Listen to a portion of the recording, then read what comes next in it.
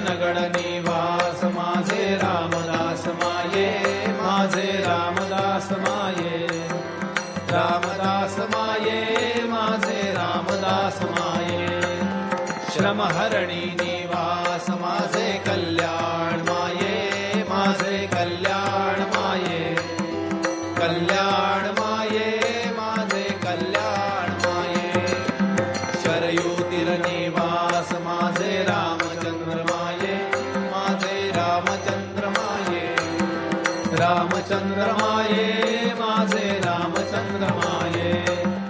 ಅದೇನೋ ಒಮ್ಮೆ ಛತ್ರಪತಿ ಶಿವಾಜಿ ಮಹಾರಾಜರಿಗೆ ವಿಠ್ಠಲನ ಭಕ್ತಿ ಬಹು ಗಾಢವಾಗಿ ಆವರಿಸಿತ್ತು.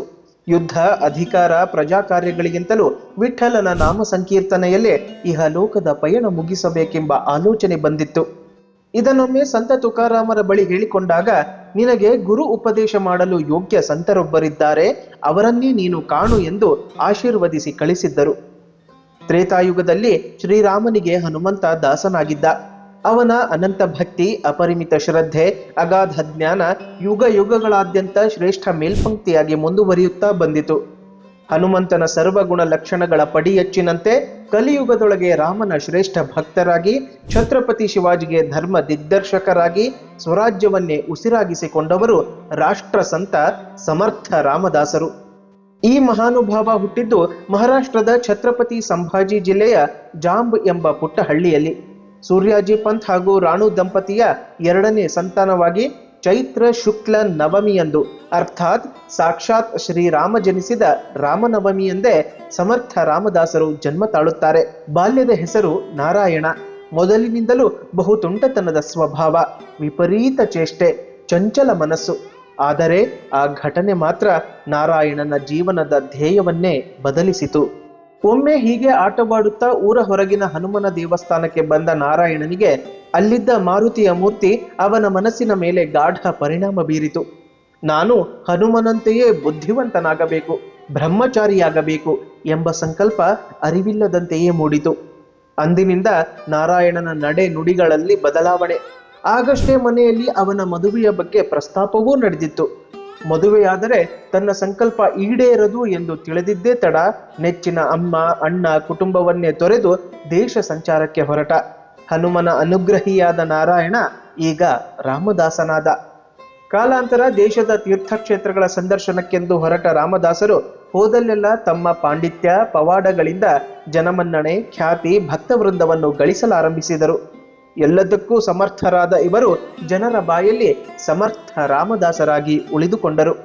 ನಿತ್ಯ ಬ್ರಾಹ್ಮಿ ಮುಹೂರ್ತದಲ್ಲಿ ಎದ್ದು ಅನುಷ್ಠಾನಾದಿಗಳನ್ನು ಮುಗಿಸಿ ಗಂಟೆಗಟ್ಟಲೆ ನದಿಯ ನೀರಿನಲ್ಲಿ ನಿಂತು ತಪಸ್ಸು ಮಾಡುವುದು, ದೇವಾಲಯಗಳ ದರ್ಶನ, ಅನ್ನಕ್ಕಾಗಿ ಭಿಕ್ಷಾಟನೆ, ಬಂದ ಭಿಕ್ಷೆಯಲ್ಲಿ ಪಶು ಪಕ್ಷಿಗಳಿಗೆ ಒಂದು ಪಾಲು ನೀಡಿ ಉಳಿದದ್ದನ್ನು ಸ್ವೀಕರಿಸುವ ಪರಿಪಾಠ, ಉಳಿದ ಸಮಯದಲ್ಲಿ ಧರ್ಮ ಗ್ರಂಥಗಳ ಅಧ್ಯಯನ, ಇದು ಸಮರ್ಥ ರಾಮದಾಸರ ನಿತ್ಯ ಜೀವನದ ಕ್ರಮವಾಯಿತು. ಕಾಶಿಯ ಭೇಟಿಯ ವೇಳೆ ಅಲ್ಲಿನ ಹನುಮಾನ್ ಘಾಟ್ನಲ್ಲಿ ಮಾರುತಿಯ ವಿಗ್ರಹ ಪ್ರತಿಷ್ಠಾಪಿಸಿ ನಿತ್ಯ ಪೂಜೆ ನಡೆಯುವಂತೆ ಮಾಡಿದರು. ಧಾರ್ಮಿಕ ಕಾರ್ಯಗಳಲ್ಲಿನ ತಲ್ಲೀನತೆ ಒಂದು ಕಡೆಯಾದರೆ, ಇನ್ನೊಂದೆಡೆ ದೇಶದ ಪರಿಸ್ಥಿತಿ, ಪರಕೀಯರ ದಾಳಿ, ದುರಾಡಳಿತ, ಹಿಂದೂಗಳ ಗುಲಾಮಿತನವನ್ನು ಪ್ರತ್ಯಕ್ಷವಾಗಿ ಕಂಡ ರಾಮದಾಸರು ಈ ತಾಯ್ನಾಡು ಸ್ವರಾಜ್ಯವಾಗಬೇಕು ಎಂದು ನಿರ್ಣಯ ತಾಳಿದರು. ಅದನ್ನು ಸಾಕಾರಗೊಳಿಸಲೆಂದೇ ಸಂತ ತುಕಾರಾಮರ ಮೂಲಕ ಛತ್ರಪತಿ ಶಿವಾಜಿ ಮಹಾರಾಜರು ರಾಮದಾಸರನ್ನು ಸಂದರ್ಶಿಸಿದ್ದು ಒಂದು ದೈವ ಸಂಕಲ್ಪವೆನ್ನಬಹುದು. ಗುರು ಉಪದೇಶಕ್ಕಾಗಿ ಬಂದಿದ್ದ ಶಿವಾಜಿ ಮಹಾರಾಜರಿಗೆ ಸಂತ ರಾಮದಾಸರು ಅತ್ಯಂತ ಮಹೋನ್ನತ ಧ್ಯೇಯವನ್ನೇ ಅನುಗ್ರಹಿಸಿದರು. ಶಿವಪ್ಪ, ನಿನಗೆ ವಿಠ್ಠಲನ ಸಾಕ್ಷಾತ್ಕಾರ ಈಗಲೇ ಏಕೆ? ನಿನ್ನಿಂದ ಬಹಳ ಕಾರ್ಯಗಳು ಆಗಬೇಕಿದೆ. ಪರಕೀಯರ ದುರಾಡಳಿತದಿಂದ ದೇಶ ಧರ್ಮಕ್ಕೆ ಬಂದೊದಗಿದ ಆಪತ್ತನ್ನು ಪರಿಹರಿಸಬೇಕು. ಎಲ್ಲೆಡೆ ಸ್ವರಾಜ್ಯದ ಯಶೋನಾದ ಮೊಳಗಬೇಕು ಎಂದು ತಿಳಿಸಿ ಆಶೀರ್ವಾದ ರೂಪವಾಗಿ ಶಿವಾಜಿಗೆ ತೆಂಗಿನಕಾಯಿ, 1 ಮುಷ್ಟಿ ಮಣ್ಣು, 2 ಮುಷ್ಟಿ ಹರಳು ಕಲ್ಲು ನೀಡಿದರು. ಶುಭದ ಶ್ರೀಫಲವಾಗಿ ತೆಂಗಿನಕಾಯಿ, ಸ್ವದೇಶದ ಸಂಕೇತವಾಗಿ ಮಣ್ಣು, ಕೋಟೆ ಕೊತ್ತಲಗಳ ಭದ್ರ ರಕ್ಷಣೆಯ ಪ್ರತೀಕವಾಗಿ ಹರಳು ಕಲ್ಲು, ಇದೇ ಇದರ ಅಂತರಾರ್ಥ. ನಿನ್ನಿಂದ ಸ್ವದೇಶದ ರಕ್ಷಣೆಯಾಗಲಿ, ಸ್ವರಾಜ್ಯದ ಸ್ಥಾಪನೆಯಾಗಲಿ ಎಂಬ ರಾಮದಾಸರ ಉಪದೇಶದಂತೆ ಛತ್ರಪತಿ ಶಿವಾಜಿ ಮಹಾರಾಜರು ಧರ್ಮದ ಉಳಿವಿಗಾಗಿ ಪಣತೊಟ್ಟರು. ಅಂದಿನಿಂದ ಸಮರ್ಥ ರಾಮದಾಸರ ಶಿವಾಜಿ ಮಹಾರಾಜರ ಗುರು ಶಿಷ್ಯತ್ವ ಬಹು ಅನ್ಯೋನ್ಯತೆಯಿಂದ ಸಾಗಿತು. ಶತ್ರುಗಳ ಚಲನವಲನದಿಂದ ಹಿಡಿದು ಅವರಿಂದ ಸಂಭವಿಸಬಹುದಾದ ಅಪಾಯಗಳ ಕುರಿತು ಕಾಲಕಾಲಕ್ಕೆ ರಾಮದಾಸರು ಶಿವಾಜಿಗೆ ಸಂದೇಶ ರವಾನಿಸುತ್ತಿದ್ದರು. ದೈತ್ಯ ಅಫ್ಜಲ್ ಖಾನ್ ಶಿವಾಜಿಯ ಸಂಹಾರಕ್ಕೆಂದು ಪ್ರತಾಪಗಢಕ್ಕೆ ಬಂದಾಗ ಅಂದಿನ ರಾತ್ರಿಯೆಲ್ಲ ನನ್ನ ಶಿವಾಜಿಯನ್ನು ರಕ್ಷಿಸು, ಈ ಗಂಡಾಂತರದಿಂದ ಶಿವಬಾನನ್ನು ಕಾಪಾಡು ಎಂದು ರಾಮದಾಸರು ಇಡೀ ರಾತ್ರಿ ತಾಯಿ ತುಳಜಾ ಭವಾನಿಗೆ ಪ್ರಾರ್ಥಿಸಿದ್ದರು. ಭವಾನಿಯ ಆಶೀರ್ವಾದ, ರಾಮದಾಸರ ಪ್ರಾರ್ಥನೆ, ಶಿವಾಜಿಯ ಶೌರ್ಯ ಚಾಣಾಕ್ಷತೆಗಳಿಂದ ಅಫ್ಜಲ್ ಖಾನ್ ವಧೆಯಾದ. ಈ ವಾರ್ತೆ ರಾಮದಾಸರ ಪರಮಾನಂದಕ್ಕೆ ಕಾರಣವಾಗಿತ್ತು.